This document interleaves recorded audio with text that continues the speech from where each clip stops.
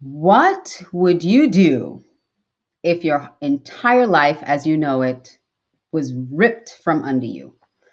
Well, that is what we're going to talk about today with my very special guest. And I want to just jump right into this because Dr. Jarret Patton has been through such an ordeal that many of us cannot even imagine. We can't even fathom. And so I really am excited for this interview. He has so much experience that he's gone through when your life has been shattered and broken. And what do you hold on to? How do you rebuild your confidence when everything you thought you knew about yourself or everything you thought was important in your life suddenly is gone? So I'm going to tell you a little bit about Dr. Jarret. We met actually back in September at Carnegie Hall, and we're going to talk a little bit about that at a Living Legends event. It was such a fun 4 days of getting to meet some of the iconic people that we look at as entrepreneurs. I mean, there was Martha Stewart there, Ice-T and Coco was there, Jerry Greenfield from Ben and Jerry's. He was there. So we got to meet some really amazing people. And I'm going to talk to Dr. Jarret about that too. But Dr. Jarret Patton, he is a pediatrician from Pennsylvania, but he's served thousands of children as a pediatrician in Pennsylvania. And throughout his career, he was also a medical director and in charge of an eight hospital system in Eastern Pennsylvania. So he had what you would probably consider a really great life, great career. He also was, let me read this part because he has advised many regional and national organizations, including the Joint Commission, American Academy of Pediatrics, and the American Hospital Association. He's well published in medical literature and contributed to books primarily in the area of general pediatrics, cultural competency, and health equity. So I am going to welcome my guest, Jarret Patton, and we're going to jump right into what actually happened to him. And hopefully you can either see yourself in that or you can learn from what he's been through. But Dr. Jarret Patton, welcome to the Audacious Confidence Show.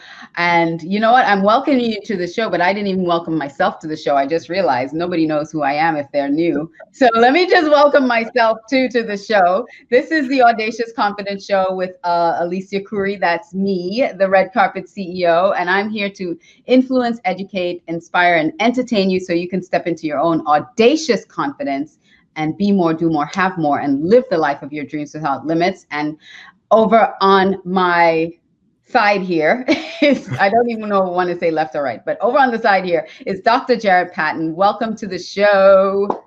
Thank you for having me here today. This is such a great evening. I'm just thrilled to be on your show today. Awesome. So I just want to jump right in because I said shattered. Your life was shattered. And what happened just in the blink of an eye in a moment for you?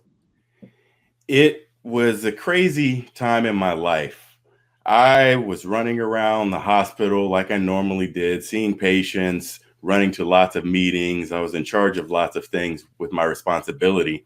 And I had a standing meeting with one of the hospital attorneys who, when I walked into the room, he was just kind of looking sad and down. And he finally looked up at me and he said, "Jarret, I don't know how to tell you this, but you're under investigation." I kind of paused for a minute. I said, "Investigation? What are you talking about?" Right. And he started to show me pictures from Facebook and other social media. "Do you know this person? Do you know this person? Do you know this person?" And kept showing me the same picture of a woman who is, the same woman, different pictures. I said, "Oh, I'm not even on Facebook. I don't know who this is." He proceeded to tell me that I saw this woman's child just about 3 weeks ago. And when I saw the child, she was claiming that I was sexually inappropriate with her and she was going to the police. Wow.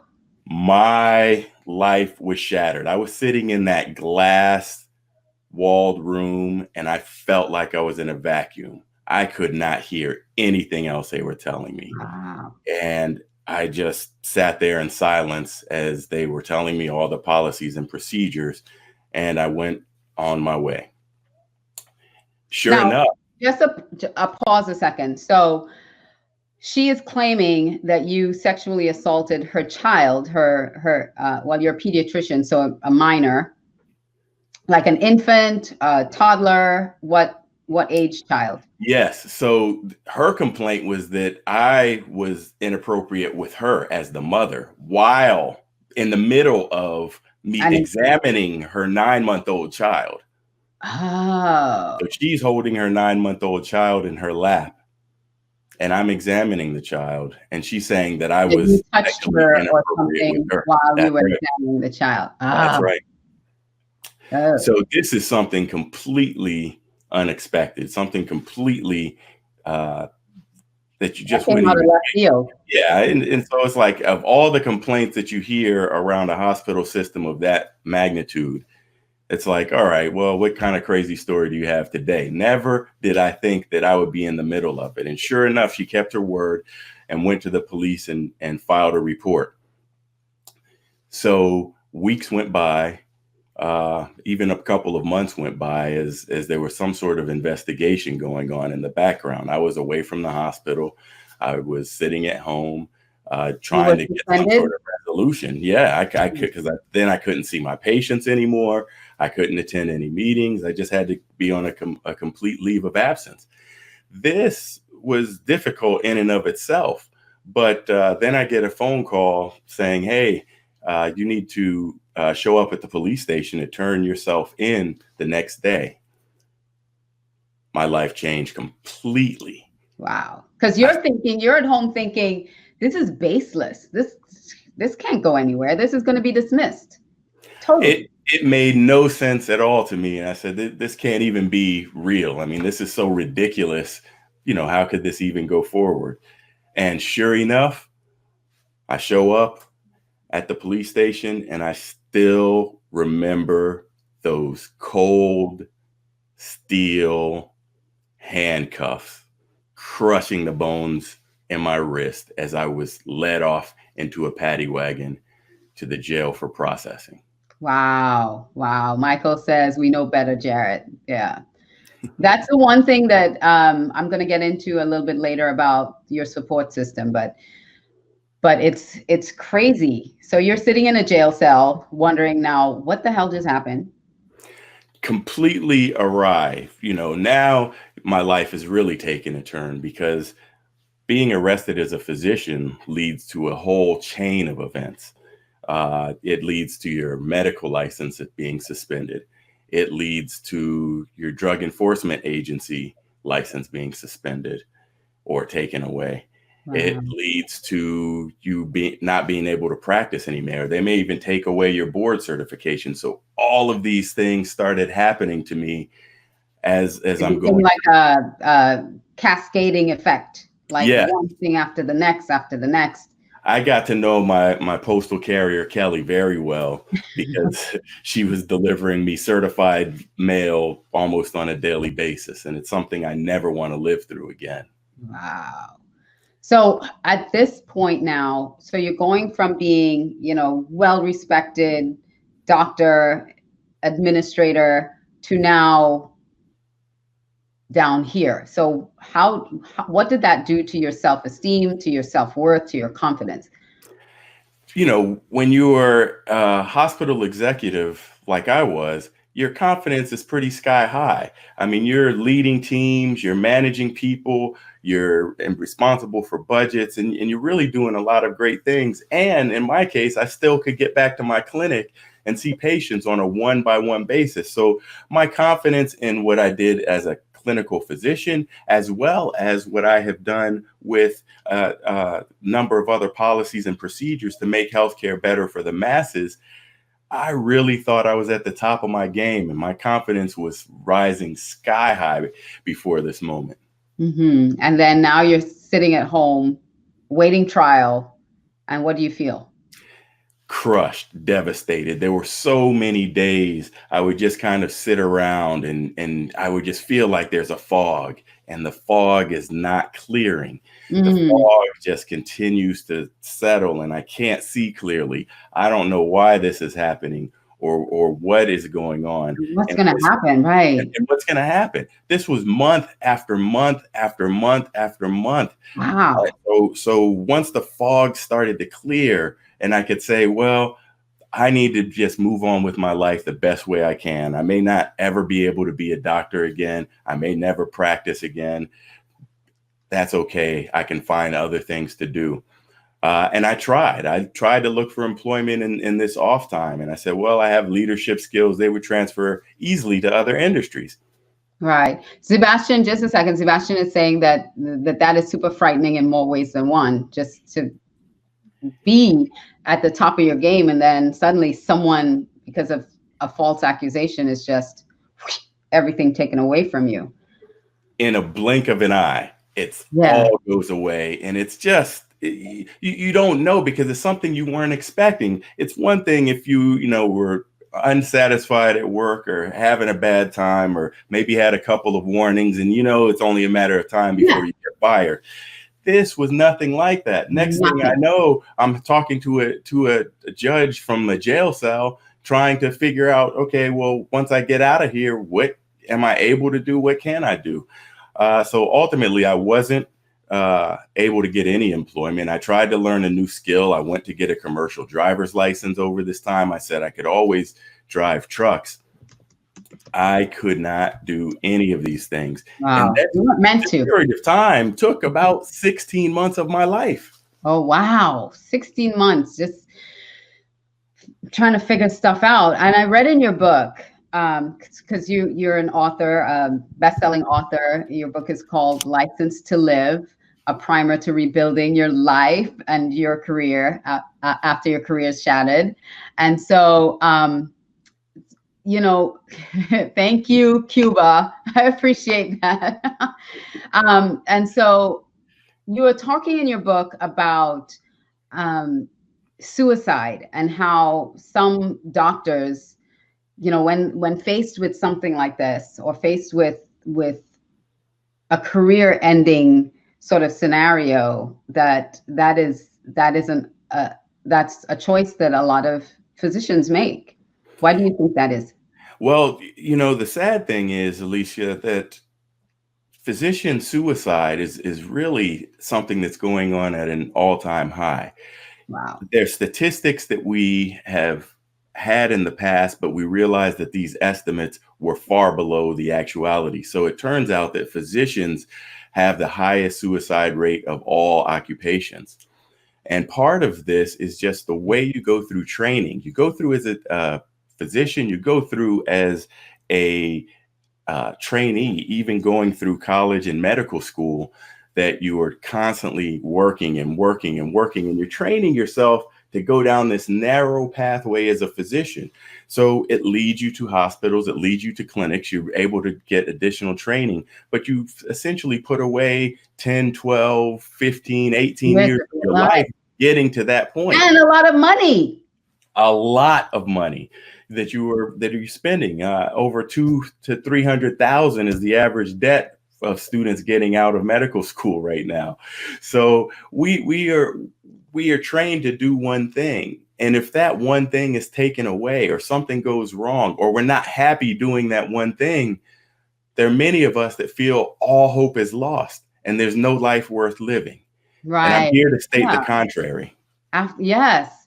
Well, thank you so much for that, because it is so true. So if you're just tuning in, you are watching the Audacious Confidence Show with me, your host, Alicia Couri, the Red Carpet CEO. And my special guest today is Dr. Jarret Patton. And we were just talking about the circumstances that shattered his and kind of broke his life. And it broke it open to new possibilities, because after being falsely accused of something that he did not do with a patient's mother, he found himself in a jail cell at home, losing everything: his medical license, his license to practice, everything, his position as an administrator of the hospitals. And so now, where do you go from here? So we're going, yes, Michael, exactly. This is just plain wrong. It's plain and simple. It's just wrong. And so I'm going to go back just a little bit in our next segment. So I want to talk in this upcoming segment. You did mention how, you are, on this high, you are at the top of your game and everything. And so talk to me a little bit about the journey you took to become this doctor, that you had become. And we already said, years of practice and studying and specialties, but from your own lips. As a kid, I loved to ride my bike, and I would ride my bike around the neighborhood all day long. I didn't really know what I wanted to do when I grew up as a young kid, but I thought driving trucks were just an amazing occupation. I love to see those big trucks roll by. And I went home one day and I told my parents, you know what? When I grow up, I want to drive a Budweiser truck. Yes, a Budweiser truck. And well, I thought that was going to happen. And my parents looked at me. They said, well, they're going to support me what I do. Okay, well, if that's what you want to do, then you're okay. And you can go forward to do that. Go for it. But with time and further schooling, I had interest in science and people. So I went off to Xavier University of Louisiana, where I studied chemistry, because I love the science so much. But as I was studying chemistry and in these chemistry labs, I realized I really like people a lot too. And working with these chemicals, they halfway make me dizzy and they don't talk a lot. And if you're not careful, it could cause an explosion. So I said, this just isn't going to be for me. This is going to be something else I need to do.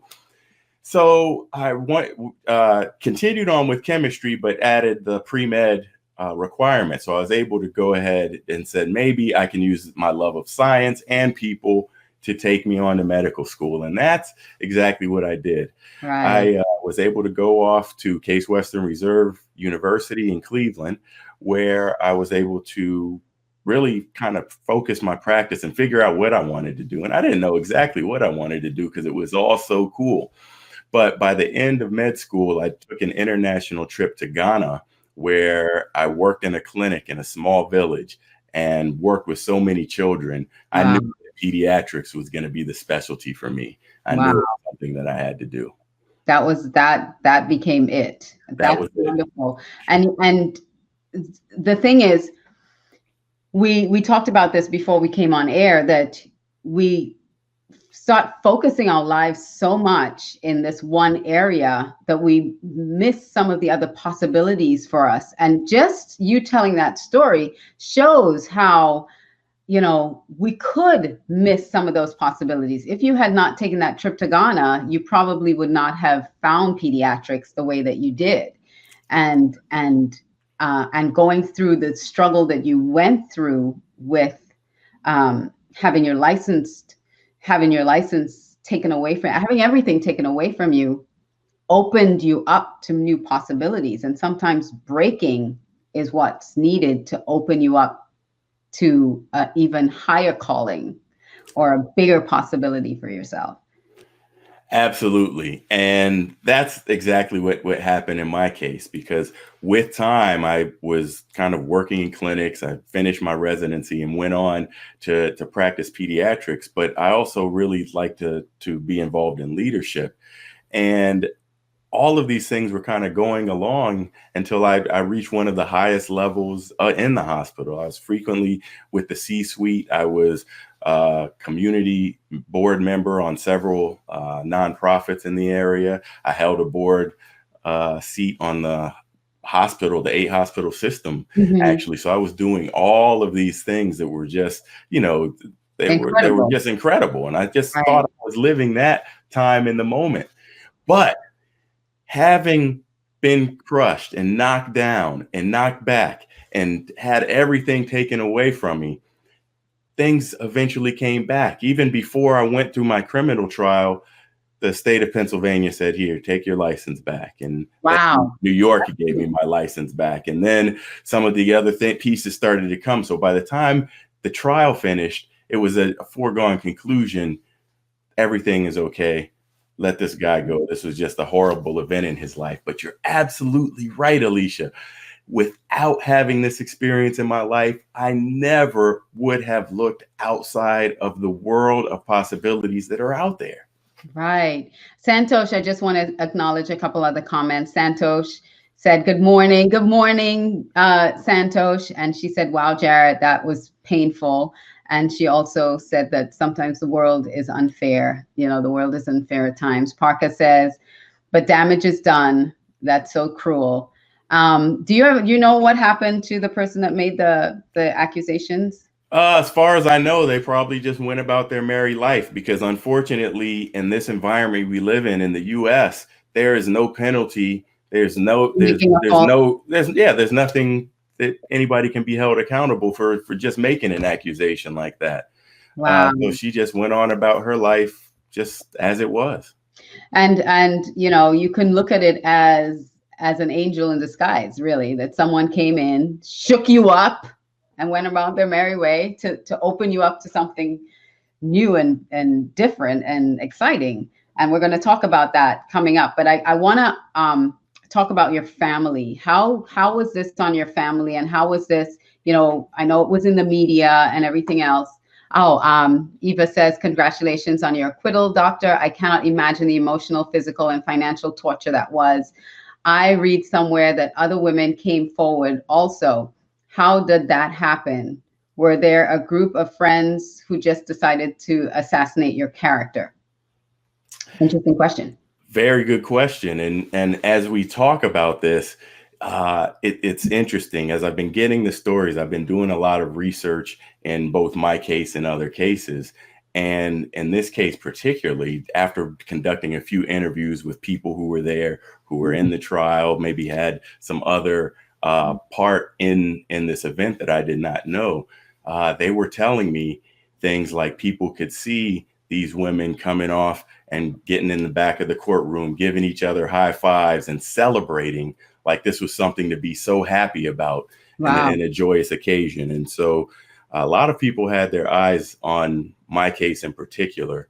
And they were trying to knock you down. Yeah, they were simply trying to knock me down because, you know, quite frankly, being a physician today, you're an easy target for all types of litigation. Do you think they were trying to get money? Yes, one of the biggest hospital systems in that area, lots of money. The pockets were super deep. That would make the most sense. Just wanting to make some of my research has indicated that as well. Right, to get a quick payoff. Santosh says, sadly, women misusing the system is the biggest irony of our society, struggling for equal rights. Yes, that is so true. So trying to get a quick payout is a possibility. Michael says, you will always have my support. I've known you since grade school. You are a selfless person. Yes, I only know him. Good looking out, Michael. I know he's an amazing character. He has such character. He's, you know, so even when you think, you know, your character is spotless, how can this be happening? But tell me about your family. How did this affect your family, the media and everything, that kind of glass bubble? Absolutely, because, you know, you go from things being okay, living a decent middle class life to upper middle class, knocked around, being knocked around into, you know, it really truly was a media frenzy. I know my neighbors were being chased down for comments. People were camped out in the neighborhood. It just became such a crazy event. And when I look at the support of my family, I look at the support of my wife, I look at what I had to do for my kids, because this was an example, particularly for my sons who are still living in the home watching this take place. This is a lesson in adversity. This is a lesson in resilience. This is something that I have to teach them, because even in their life, as much as I would never want that to happen, something may go wrong in it, and you have to be ready to respond. And if it weren't for my wife, my kids, my parents, my in-laws, all my extended families, my boy Michael, he's still out there. If it weren't for these people, things would have been much different for me. I could have had a much bleaker outlook, even though I knew I could live within myself because I knew what didn't happen in that exam room that day. But I also knew that I would be able to go on and move on. And somewhere, something, somehow, this was just going to be a point in my life that would change for the better. Yeah, when you have that positive outlook, that even though you're going through the storm now, you can see that little light through the clouds, and say it's gonna be, I'm gonna survive this. And like you said, things started coming back to you, your license, everything started coming back to you. And so as we close out this segment, I just want to recap really quickly. If you're just joining us, you're watching the Audacious Confidence Show with Alicia Couri, me, your host, and my amazing guest tonight is Dr. Jarret Patton, and we're talking about having your life completely shattered and then having to pull it back together and triumphing on the other side, not just cobbling a life back together, but really creating something, this opportunity to really create a bigger, better life for yourself than you even thought or imagined. And so as we're moving forward in this next segment, I want to also acknowledge, I think, was that the same comment as before from Michael? I think maybe it was. I want to talk a little bit about that. We talked earlier in the first segment about, as we were closing that one out, about suicide, and without that like little glimmer of hope and the support system around you. Yeah, Michael from Facebook, he was saying that he's known you from grade school. That was the same comment. So without that support system, because some people don't have it. Sebastian on YouTube says, I'm afraid to ask, but was the person accusing a different race? Just trying to understand. Well, very interesting, Sebastian. As I was going through this, I wouldn't have to give very many details at all to people when they would ask about the case. In fact, I had a conversation with a good friend and pediatrician who reached out to me and said, I heard what happened. How are you doing? And she started naming the person to a T, like she knew the person. Talked about her race, which was white, her background that also had quite a sketchy past to it. But she was actually able to name all these qualities about it because they knew the kind of person that it would take in order to do something like this. Mm-hmm. And unfortunately, for me and many others who have gone through something like this, you kind of get knocked around and you're left with trying to pick up the pieces and pull yourself together. That's one of the reasons I wrote this book, License to Live, because I wanted to tell my story along with some other points of ways someone could practically help themselves if they're going through a storm. Yeah, you have a lot of tips in that book about what you need to do when faced with this situation. I mean, it's a book, but it's also a workbook. It has a lot of tips, say, hey, if this happens and you need to get your license back, these are the things you're going to have to do. This is Sebastian on YouTube again says, it's heartbreaking though. Seeing you always smile gives hope that no matter what happens, you can rise and shine. Absolutely. Absolutely. And so I was, before you answer that question, I was going to ask, how do you see someone who doesn't have that support system that you had? How can they start to rebuild their own confidence in who they are when everything they believed about themselves was about being a doctor? Especially if you didn't have it as a child, that some people from their childhood, that was their dream. And then they achieved it. And then someone pulls it away from them.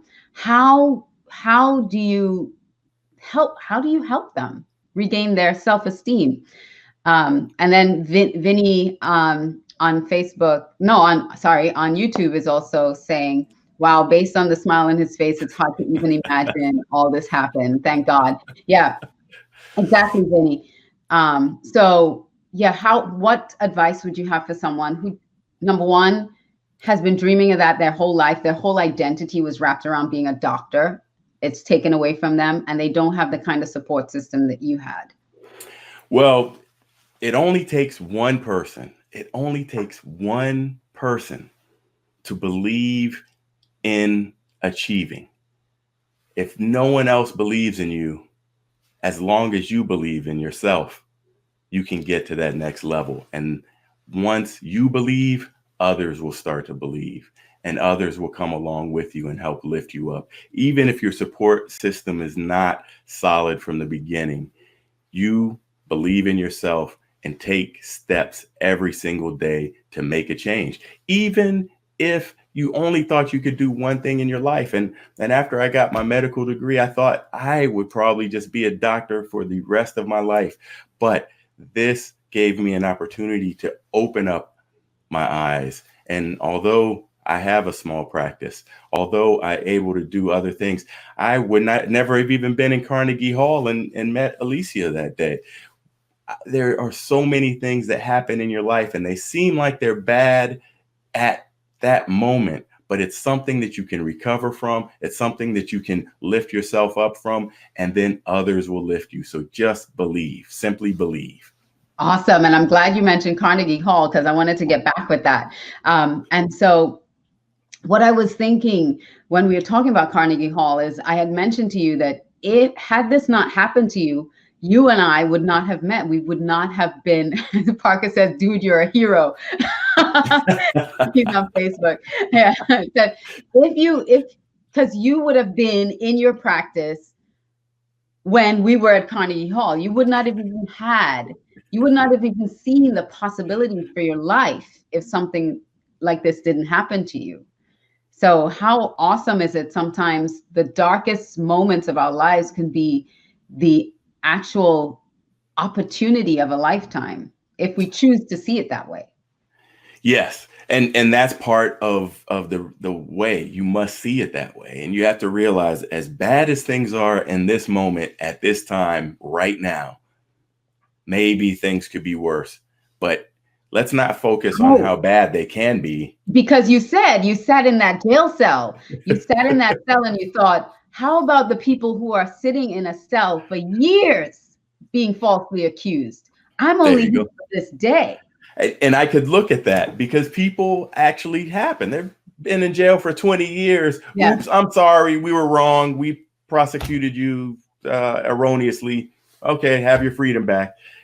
And you lose 20 years of your life. So my whole ordeal took about 1.5 years, which was plenty long enough, but it was enough time to redirect myself and then have a much wider view than the narrow focus that I was putting ourselves. A lot of times we put these limitations on ourselves as just staying in a small lane. Yeah. That's absolutely all I could do. This is all I could do. Yeah. You're so much more than that. And so you forget about the husband you are, or the brother, or the son, or the father, or the cousin, or the neighbor, or the goodwill person. Right. You forget about all of those other identities because you're only focused on your title. Your title doesn't matter. It's not what's going to go on your tombstone. Right. So Eva on Facebook is saying that that's so true. Believing in yourself can chart the course of your own journey with grace and confidence. Thank you, Eva. Absolutely. And that is why our confidence cannot be wrapped up into a title. It cannot be wrapped up into an achievement. You know, we can carry these titles for the rest of our lives, you know, Academy Award winner, true hero and inspiration, Marcus from Facebook says. He is, you know, doctor, lawyer, judge, beauty queen. You know, I have my crown over there, you know, Miss Universe. We can carry these titles, but the title, it does not make the man or the woman. The title does not define who you are, and you have to define that for yourself.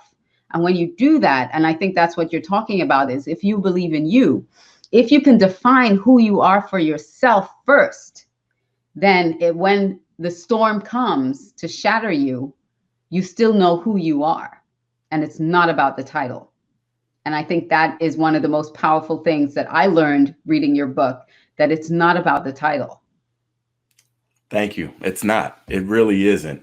And that's why it ended up getting the title License to Live, because after all my licenses and certifications were stripped from me, I realized, well, you know what? There's something they can't take from me, and that's my license to live. So I'm going to live. I'm going to live my best life. I'm going to bring the best life back to my family. They're going to lift me up as I lift them up, and we're all going. That's awesome. Incredible. So what do you do now, Dr. Jarret? Well, I know I can still call you doctor because you earned that title. That's right. And so in the as you see my white coat hanging up over the shoulder over here, I still do see patients. I have a small concierge practice in Pennsylvania because I do so much speaking on stages in a number of different ways. I just don't have the time to be in a traditional practice anymore. I have your passion with people. You're speaking in front of people. You're doing a lot of outreach. Yes, absolutely. So I'm in front of people and with people, and I get to enjoy to meet people, which is what I love. That's one of the loves that you guys heard growing up. I love people, and so I get out there and I'm able to talk with people. And then I also work with individuals who have had a tough time in their job or need a complete career reset and say, you know what, I was going down this path. Let me make a hard turn and go somewhere else that I haven't gone before. And of course, people all across the nation who are going through very difficult times. And these are physicians, executives, VIPs who have run into trouble, maybe in the law for something they did do, maybe, and a lot of times, most of the time, something they didn't do, and how to resurge and come back and come back better than ever. Yeah. So August Carlson is watching on Periscope, and he said, sorry isn't enough, though. They almost ruined your life. But they can't take away your life. You know, they can't take that. I mean, Nelson Mandela is one of those examples of coming out of jail with grace, you know, and dignity, because your strength is in forgiveness. Your strength is in, listen, you cannot break me unless I allow you to. Julia on Facebook says, a great guy. I'm proud to be a friend of someone so resilient. Yes, I'm sure, Julia. Eva has a last question from Facebook. My last question, Dr. Jarret, will you eventually be going back to practice in the field of pediatric medicine? Yes, that probably came before you said that you are, he has a small concierge practice that he does still see patients. So yes. Yes. So I still get to make those connections with kids. And in fact, because I still love kids so much and I'm not in the clinics as I used to be, I wrote another series of books called Whose Badass Kids Are Those? Right. So we've had that book out for a while, and it just talks about behavior with kids. So I've been fortunate to do so many things. And probably one of the things that's taken up a lot of my time right now is I've been hired as kind of the actor and narrator of an upcoming film called Us versus the Plant. Very cool. It's a documentary about the evolution of medical marijuana and the cannabis plant. And I get to be part of that production. So I've had some filming so far, and it's a lot of fun. So you don't know. Take you right. You don't know where your life is going to take you. You don't know what's going to happen. You could simply just say, I give up and I'm not going to be a part of this anymore. Or you can move on. And as you move forward, amazing things happen. And I'm a testament to that. Absolutely. So we had a couple of the comments. Sebastian on YouTube says, were you ever in a place where you lost faith in the system or society?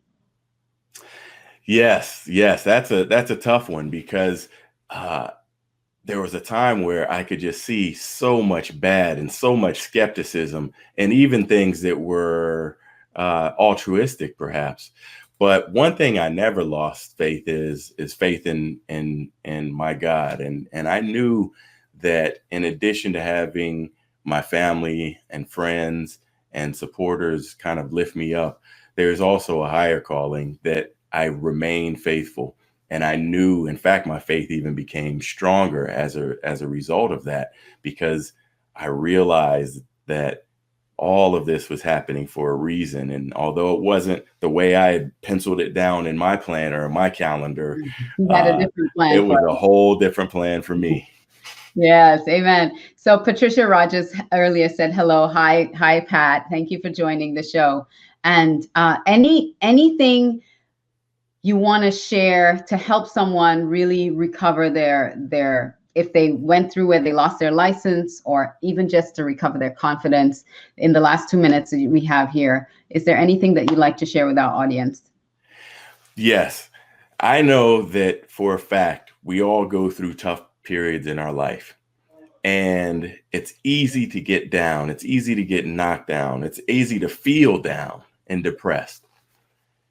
But this is not the end point. This singular moment in your life does not define who you are. You have the right to move forward and make your own definition in this life. And it's so important for you to just know, I'm going to move forward. I am going to achieve. I am going to move on despite these circumstances that are crashing down around me. And when you have made that decision, nobody can stop you. Thank you so much. That's so profound. Great words of wisdom. There were 2 other comments that came while you were speaking. Parker on Facebook says, August Carlson, you and your family can relate to this, right? So similar story. And then Sebastian on YouTube says, wow, that really went fast. It sure did. And Eva Francis on Facebook says, wow, he's awesome. I need Dr. Jarret at my next nurse empowerment conference here in South Florida. Yes, Dr. Jarret, South Florida. I'll be making it down there. I certainly, hey, invite me down. I'll show up. I know. Eva, I'll give you his contact information. We'll make it happen. We will make it happen. Germaniac TV on YouTube says, woohoo, dream big, make it happen. That's what we do here. Patricia Rogers says, what it looks like is never the final outcome. Faith is the key. Absolutely, yes. Patricia, thank you so much. And so, wow, this really did go by super fast. And I want to thank, Eva says, awesome. Yes, Eva, I'll connect with you and give you his contact info so you can get in touch with Dr. Jarret and invite him to your nurse empowerment conference, because some of these nurses need to hear what, what he has to offer as a pediatrician, as an administrator, and also now as a coach and consultant and everything else that he's so awesome at. And I really enjoyed meeting him at Carnegie Hall. We had such a blast. It was a lot of fun, and I'm glad I got to meet you. And you will be back on Germaniac TV, I am certain, on some other shows. So thank you so much, Jarret, for opening up yourself, your heart, your story. Again, his book is called Licensed to Live. And yes, he's holding it up right there. It's available on Amazon, and pretty soon it'll also be available on Germaniac.com in our own little bookstore as we start building all these amazing authors that we have as guests coming to our shows. So go check it out. It is an amazing, amazing read. It is an easy read. It's not a complicated book at all. So get your copy, and, and I'm not even sure if I'm supposed to say that, but I just think it's a really great book. I don't mind you saying it. We'll strike it from the report. Licensed to Live is his book. So thank you again, Jarret. I appreciate that. Michael says, love this. I really enjoyed interviewing you. You were such a joy, and it went by way too fast. I am your host, Alicia Couri, signing off. Dream big, you dream big, and we make it happen here at Germaniac TV. Thank you all, and thank you, Eva. Mwah! Good night, everybody.